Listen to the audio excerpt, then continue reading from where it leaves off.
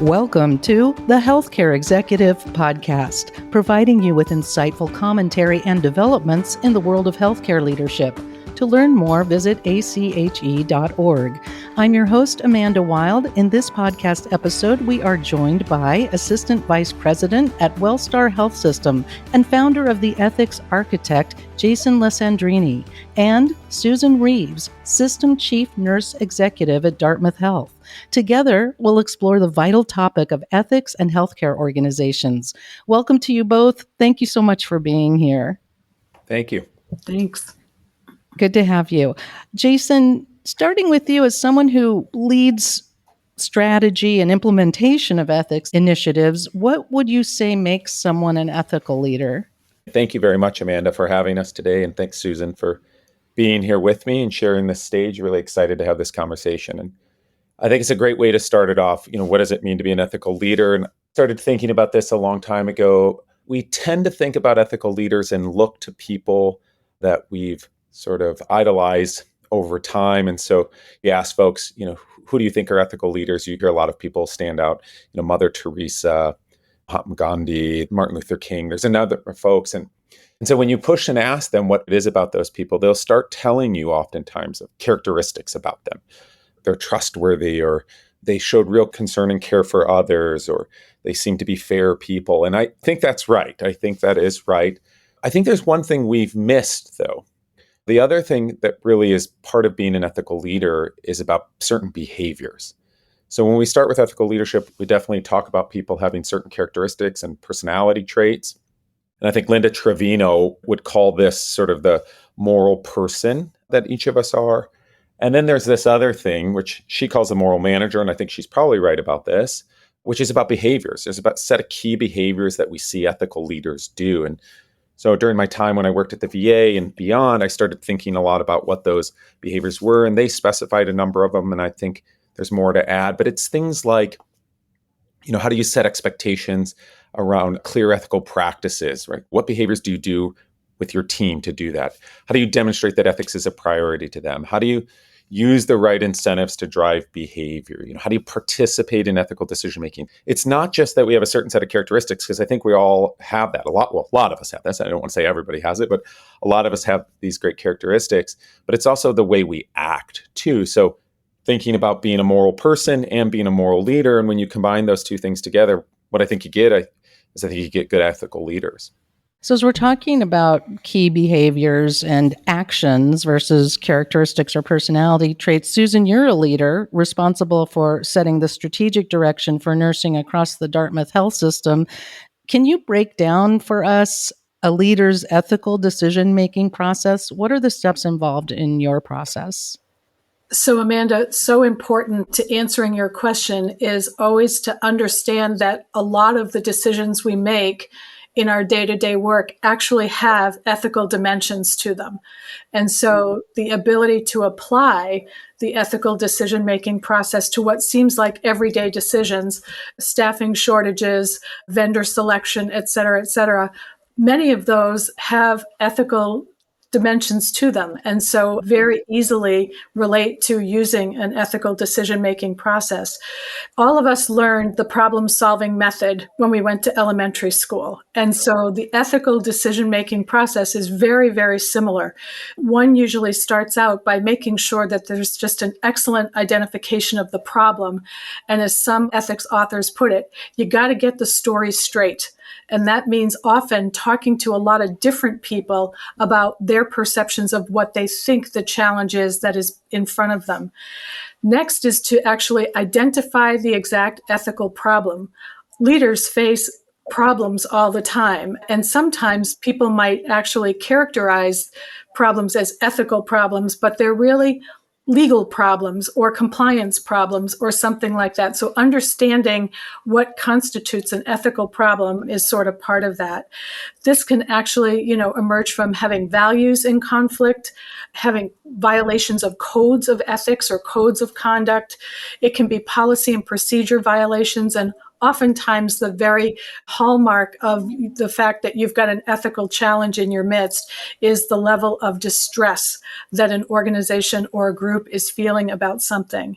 So identifying the problem, and then using some of the ethical theories and concepts to actually analyze the problem, come at it from different points of view, doing the most good for the most people, sometimes looking at an individual's rights, etc.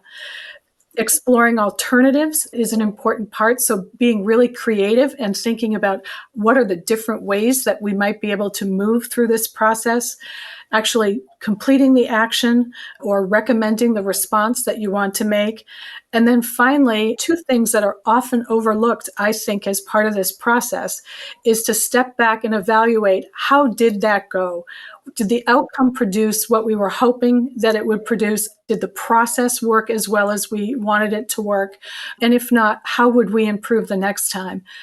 This improve the next time is part of preventing ethical challenges and conflicts in our organization. So again, once you move through this and you really evaluate, there's the opportunity to see if you can't help this not happen again in your organization. So you're talking about preventing ethical challenges by having this strong model. But Jason, what are some threats to maintaining ethical behavior in a healthcare organization? And how do those threats affect the mission of an organization? Well, Amanda, the simple answer is people. That's the biggest threat, is it's being a human, if you ask me. And I think what I mean by that is we're all wired, in essence, the same way. We all have the same kind of brain that functions in the same kind of way and can be subject to things we don't even recognize that we're doing, right? So it could be things like external pressures of time, but it could even be even things that we don't see. So there's a lot of research that's gone on to look at how our brains function. And I think the best way that I've ever seen conceptualize it is Jonathan Haidt did this a number of years ago, where he talked about our brains are like an elephant and a rider. There's a large automatic process that goes on in our brains. That's sort of the elephant, right? And then there's this cognition or reason thing that sits on top of the elephant that's supposed to guide it. And in the ideal world, that's what happens. We're here today talking about what it means to have ethics in an organization, build ethical cultures and ethical leaders. And that's great. But what I think these kinds of conversations do is they speak to that rider. They're not speaking to the bigger animal that's in our heads, which is the automatic function, the way that we've learned things, the behaviors that we built, tying back to sort of what I was saying before. And so when I think about what's the biggest threat, it's about how have we formed that elephant? It's been my experience that team members across an organization are looking to form that elephant when they onboard. And so they look for what type of training, what type of things, what actions do the leaders do in their organization? And that's what they follow. So say, for example, Susan brings me on to her team and I'm reporting to her and, really energized being part of the organization. And I see every day, Susan, I don't believe you do this, but I see every day Susan leaves 20 minutes early. Right. And so what that does is that sets for me the tone of the behavior in the organization about, time, it's sort of irrelevant. It doesn't really matter here. Like, not to say she intentionally is trying to steal time, but time theft is okay. And taking home things, right? She takes home even small things from pencils to pens, and then it's TVs and whatever it may be. It sort of sets the way it is. Sorry, Susan, I didn't mean to do that to you, but that's sort of the idea. I think the biggest threat is making sure we're thinking with our teams about what stressors they come under, to sort of Susan's point, and about how their brains work, about really what's the science behind why people do the things they do. And then it ties in exactly to what Susan says, like, one thing we don't recognize is the stress that people are under. Time is, in my sense, and all the literature I've read, is the number one predictor of whether someone is going to be able to see an ethics problem and how to respond to it, right? And so, yes, our leaders across the country who are members of ACHE and outside are all under time pressures. But I think Susan's point about participating in a decision-making framework gives you a second to pause. It says, let's just run through that real quick. Make sure I'm seeing it, seeing the options, seeing who the stakeholders are, all the people who we're starting to think about. And I think that is the biggest threat. There are outside pressures and everything that's going on, but I don't think that's where it is. I think it's individuals and how we work to train those individuals, both training that rider that I talked about and training that sort of elephant that's underlying all of it. The culture around all of us. That's right. And you mentioned responding to when there are lapses. Susan, if an organization has an ethical lapse, what steps must it take to resolve that issue and hold those accountable and especially to regain trust. So I'm sure Jason would agree that we've both seen this done well and we've both seen it done poorly. So I'm going to focus on when it's done well. I think what are the elements that are part of that? And I would hearken back to the decision-making process. It's very similar. So when there's an ethical lapse, there's often tremendous emotion attached to that. So really key is to make sure that people are getting facts and people are getting the story straight. And the leader has a tall order oftentimes in these situations. So bringing some resources to bear, having an ethicist at their side as they think through how to respond to an ethical lapse. I often say an ethicist is a gift that a leader gives themselves. So if there's that ability to partner with an ethicist as you step through an ethical lapse and how to respond, I think that's important. But definitely thinking about, again, all of those stakeholders who might be impacted by that lapse. And I also then think about the leader's responsibility around transparency. So when I've seen this gone well, a lapse resolved well, it's when a leader can be as transparent as possible, recognizing that there's information obviously that doesn't belong in public conversation, but to really talk about the fact that they are aware, that they have intervened, and that, again, they're taking steps to make sure that that lapse would not occur again. That means a leader often has to take responsibility for a culture that allowed a lapse, and again, talk a little bit about what they will do to shore up that culture to make sure the lapse doesn't happen again. It often takes a great deal of humility on the part of the leader. And sometimes it's just the same as with a medical error or any kind of error. Sometimes you have to say, I'm sorry that this happened. And so, again, having someone attached to the leader to help them through these very emotional situations is very important. Jason, I don't know if you have other thoughts about that.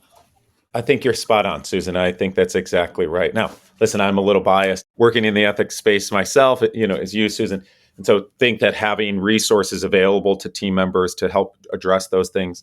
I think the other thing that I would just add, and Susan said this, I'll just highlight it, is calling it what it is, right? That we didn't live up to what we said we were as an organization. And I think, Amanda and Susan, this gets to the point of this notion about, as you asked in the previous question, about what does it mean to live up to our mission? Mission can't just be words on a wall on a piece of paper that we pull out when it's time for the right PR event to happen. That's not what that's about. That's not how I take it to mean. I don't think anyone who joins an organization to mean. And so when a lapse happens, what we need to do and respond with is the reason this was a problem was because it violated something who we thought was integral to who we are as an organization. Whatever those values, the mission may be, or the vision we might have, thinking about the MVV, right? Always thinking about the MVV. Why is that lapse a problem? And then saying, just like Susan said with the error, what are we doing to make sure we're correcting it? And what are we doing to make sure that it doesn't happen again? So whether it's we need training, right? It's back to what I was saying before about we didn't put in the right place to enhance the culture, or we didn't do what we needed to do to train the elephant right, or maybe we were speaking only to the rider or only speaking to the elephant. We need to make sure we're speaking to both, and really just putting things in place and then tying it back to at all occasions. I think this should be done with everything we do in healthcare, is tying it back to who we are. We are in a special place and take care of special people in healthcare, people who are vulnerable and need something more than a lot of other spaces and a lot of other industries in the world. And so it behooves us as leaders and organizations to say, well, we didn't live up to what we said we were going to be, who we profess to be. And here's what happened. Here's what we're doing to make sure it doesn't happen in the future. And we're really going to double down on our values. Well, Jason, to strengthen that transparency and organizational ethical integrity, what are some resources that healthcare organizations can provide to all staff to support ethical decision making? And you also mentioned training. What kind of training do you think should be included? We could spend a year on a podcast together about all of this. So I'm going to try and do my best to trim it down. But I think Susan started to pick out, and again, I know what perspective I come from. I'm just going to admit my bias here. I think healthcare organizations across this country should be employing ethicists. I think it is a gift to the ethicist, and as Susan says, is a gift to the leader. And I think there's value in that. And having someone who is expertly trained in ethics who can help drive that work. I think in a lot of organizations, we have ethics committees that these ethicists either can be part of, or even if you don't have it, making sure that you have an ethics committee that's appropriately resourced and appropriately trained so that when they need to respond to things, they can respond to things. And then I think there are a couple other things that we need to talk about. So training is one I'll get to in a second. I think we need to measure what's going on from an ethics perspective in the organization. I don't know a lot of organizations. I know there are a few that hint at doing it, but really, how do we measure the ethical culture in an organization, and what are we doing to measure that? Not some of the other, engagement surveys. Those are great, but they're not measuring sort of the ethics of the organization. We need to think about how are we measuring the ethics in the organization? What does that mean to have an ethical culture? How do you do that? And then lastly, to your point, is about training. So one, I think there should be ethics onboarding for every team member who comes into an organization to make them aware of the resources that they have available to them, that the commitment to the values of the organization, the mission. And I think a lot of leaders do that. And then I think there needs to be specialized training with leaders on these topics about, to Susan said, what framework do we use in the organization to make decisions, right? How are we training leaders to be aware of the problem that we pointed out earlier about that we're going to have blind spots just because the way our brains worked, right? That we're going to have time pressures, and how do we respond to those things? How do we ensure that we still live up to those values? And I think what leaders need is constant reactivation of that. It cannot be, and I don't know any other clear way to say this, it cannot just be a CBL. It doesn't work. It doesn't lead to the behavior piece. CBLs are good and they address some things, but it's very hard to drive behavior through a CBL. And so I think we need to think about how do we actively engage our teams in actual practicing behavior, doing the behavior, not just reading or hearing about the behavior. I practice in a rural environment. So my health system sits in northern New England, and there are some very, very small hospitals in very, very remote areas that we try and support. And so just a couple of other thoughts about resources. We often, when we're talking about this, encourage hospitals and health organizations to think about what are potential other resources in their communities or their region that can be drawn in. So if they don't have the ability to have their own ethicist, are there colleges and universities perhaps that have a philosophy department or a professor who has ethics as their background and specialty who might be encouraged to come and work inside those organizations to facilitate some of the building of these behaviors and skill sets that Jason is referring to? And then personally, one of the things I'm really interested in and have been talking in my own health system about, because we are rurally situated, is we have tele everything right now. You can do tele emergency department care. You can do tele ICU, provided we have broadband service. There is the opportunity to export ethicist consultation through teleethics to different organizations. And I think we have now many ethics committees that are suggesting that could be a real contribution that our health system could be making, is to be able to export our ethics resources via this teleethics mechanism to be able to spread that. Yeah, the landscape is changing, and we don't even know what changes the future might bring. Susan, finally, will you describe ACHE's commitment to ethics and the ethical conduct of its members? One of the things, whenever I'm kicking off a course or talking to a new group of leaders that I work with, I often give as an assignment, you need to go in and explore the ACHE Code of Ethics and give them the website and so forth. But there's so much more. And so I was in this morning to make sure my information was current. In addition to the Code of Ethics, there's also tools where you can do self-assessments, ethics self-assessments as an individual, looking at areas where you might need to have some skill building yourself as a leader in the healthcare environment. There's many, many ethics resources.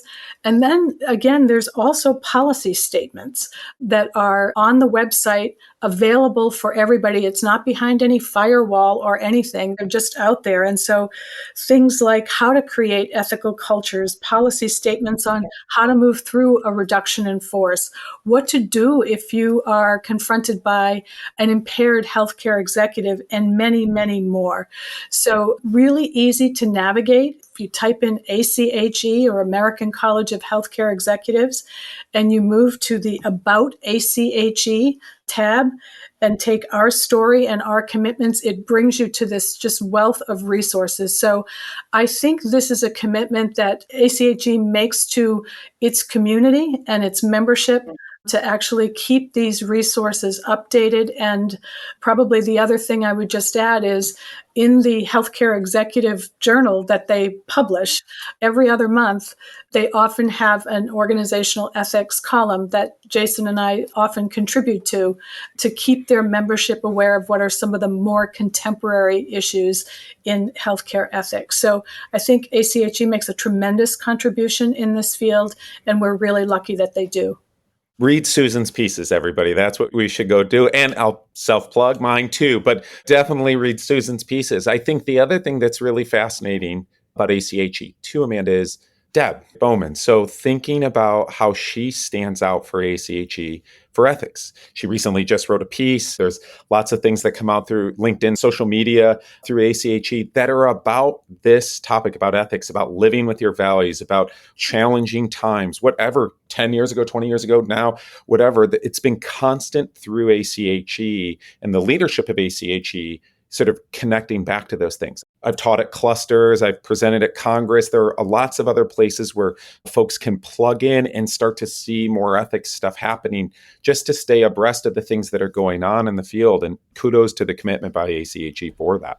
It's that key piece of continuing engagement. Yeah, that's right. Jason Lesandrini, Susan Reeves, thank you both for sharing your insights on ethics in healthcare organizations and all you're both doing to build ethical cultures. Thank you. Thanks, Amanda. For more information and further discussions, visit healthcareexecutive.org. This is Healthcare Executive Podcast from ACHE, the American College of Healthcare Executives.